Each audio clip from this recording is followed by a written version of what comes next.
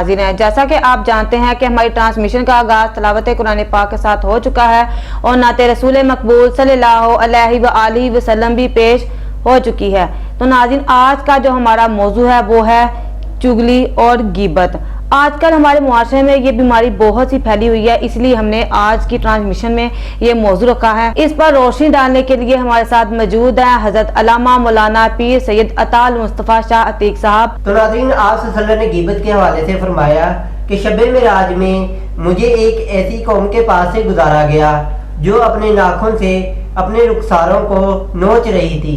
मैंने जिब्राइल अलैहिस्सलाम से अर्ज की कि ये कौन लोग हैं? तो जिब्राइल अलैहिस्सलाम ने फरमाया कि ये लोग गीबत किया करते थे।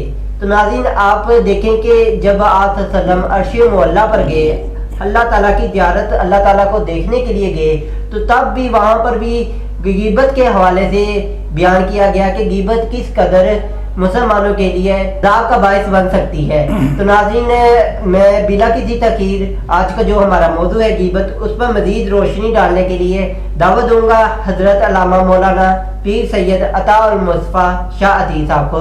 तो करसा साहब से पहले ये बताइएगा कि गीबत कहते किसे हैं?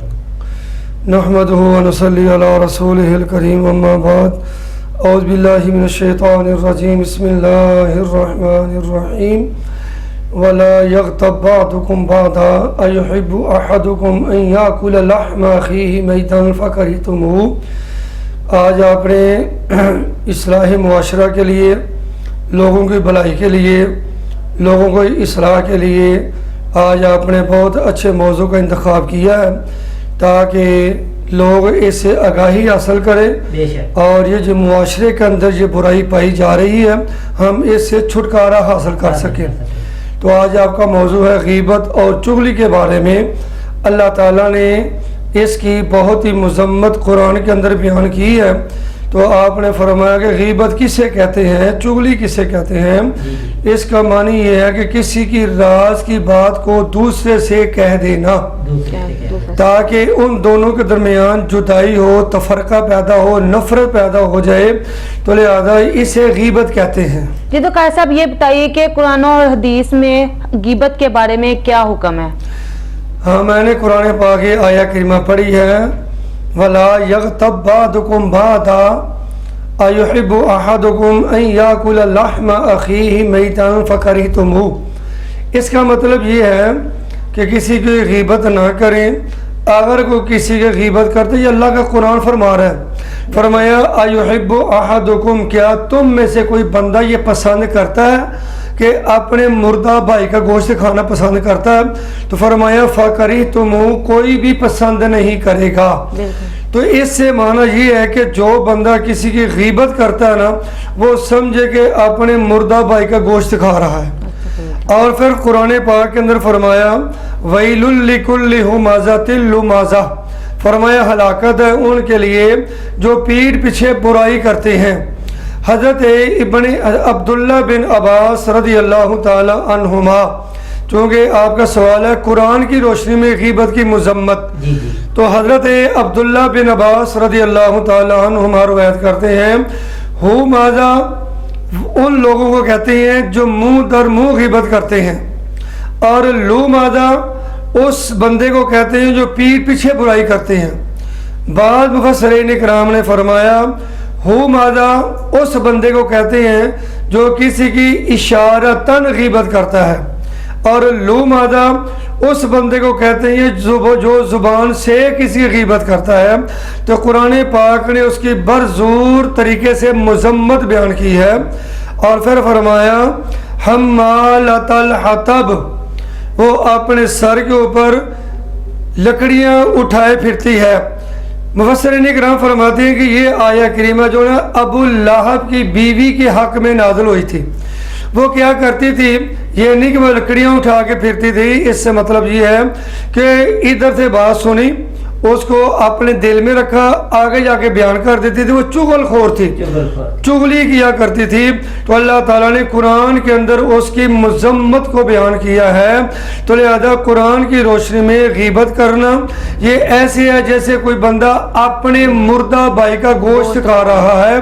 अल्लाह ने फरमाया कि ये कोई भी हरकत पसंद نہیں کرے گا۔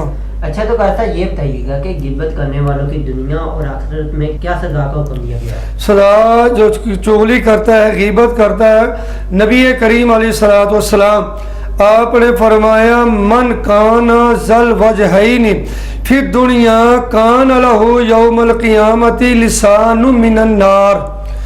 نبی کریم علیہ الصلوۃ والسلام نے فرمایا جو بندہ دورخہ ہو، جسے ہم دوغلا کہتے ہیں، جو بندہ دوغلا ہو، دنیا کے اندر ادھر کی بات ادھر اور ادھر کی بات ادھر لے آگے کرتا ہے، اسے ہم دوغلا بندہ کہتے ہیں۔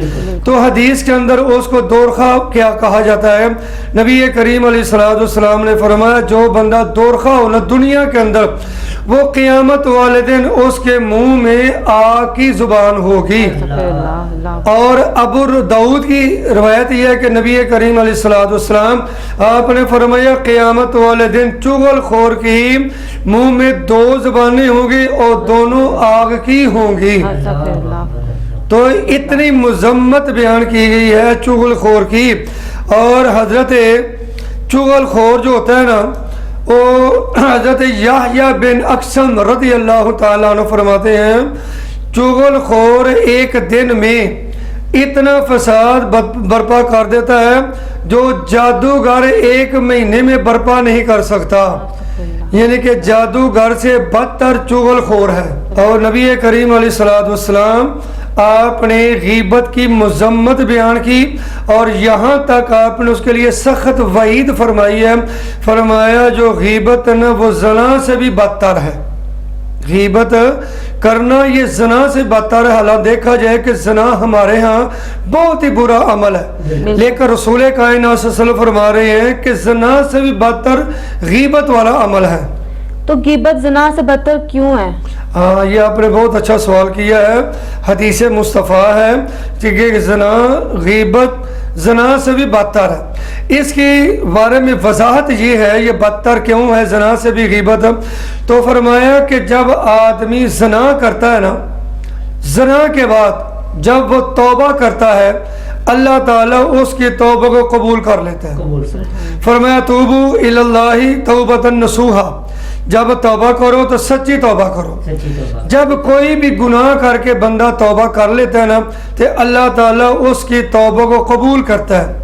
یہ جو غیبت ہے نا اس کا گناہ اللہ معاف نہیں کرتا، بقایا ہمارا ایمان ہے واللہ غفور الرحیم، اللہ تعالیٰ گناہ بخشنے والا رحم کرنے والا ہے، لیکن اللہ تعالیٰ سارے گناہ معاف فرما دے گا، غیبت کا گناہ جو ہے نا وہ اللہ معاف نہیں ہوگا۔ صاحب جس طرح آپ نے کہا کہ اللہ تعالیٰ غیبت کا گناہ معاف نہیں کرے گا، تو کیوں نہیں ہوگا؟ کیونکہ اللہ تعالیٰ تو چاہے تو ہر گناہ کو بخش دیتا ہے۔ زنا سے بڑا دیکھا جائے تو کون سا جرم ہے، اللہ تعالیٰ اسے بخش دیتا ہے توبہ کے ذریعے، تو غیبت کو کیوں نہیں بخش؟ غیبت کے بارے میں یہ ہے کہ اللہ تعالیٰ غیبت کے گناہ کو معاف نہیں کرتا، وہ اس لیے کہ نبی کریم صلی اللہ علیہ وسلم نے فرمایا غیبت کی جو برائی ہے نا، جو اس کی گناہ ہے نا، وہ اس وقت معاف ہوگا جب کہ جس کی غیبت کی گئی ہے جب تک وہ معاف نہ کرے، وہ معاف جب تک نہیں کرے گا تو غیبت کرنے کا جو گناہ ہے نا وہ اللہ بھی معاف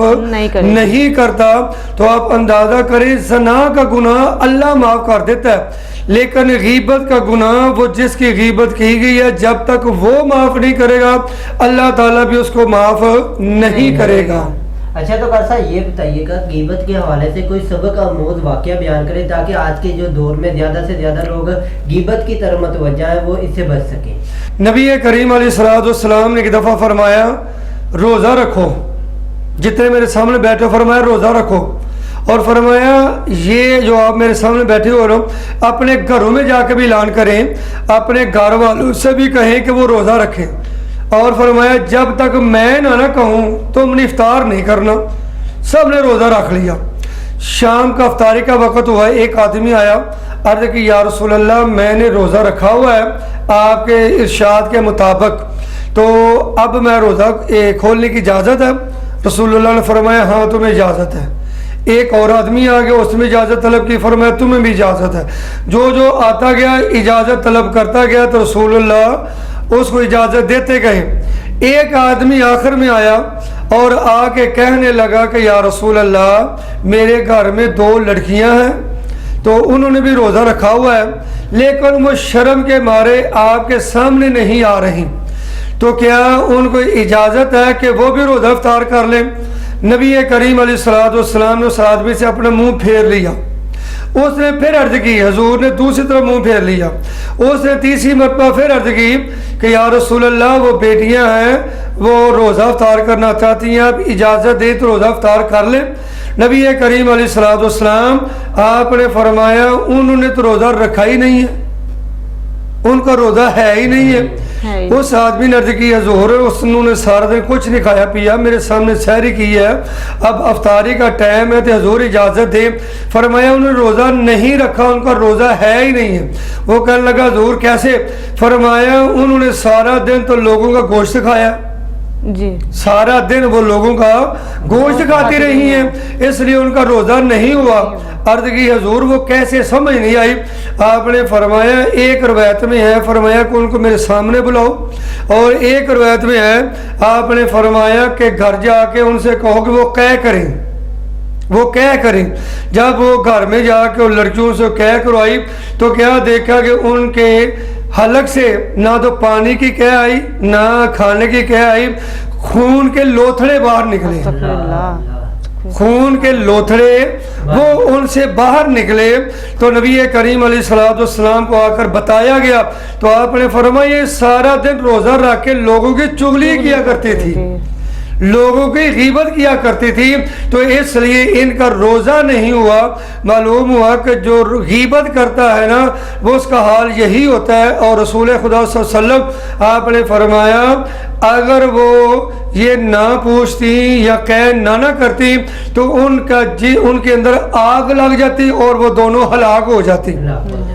اور نبی کریم علیہ السلام آپ نے احادیث کی روشنی میں کافی مذمت کی ہے چغلی کے بارے میں، اور آپ نے آخر میں سوال کیا کہ نصیحت آموز واقعہ، تو میں نے آپ کے سامنے یحییٰ بن اقسم کی روایت بیان کی ہے کہ چغل خور ایک دن میں اتنا فساد برپا کر دیتا کہ جادوگر ایک ماہ میں بھی برپا نہیں کر سکتا۔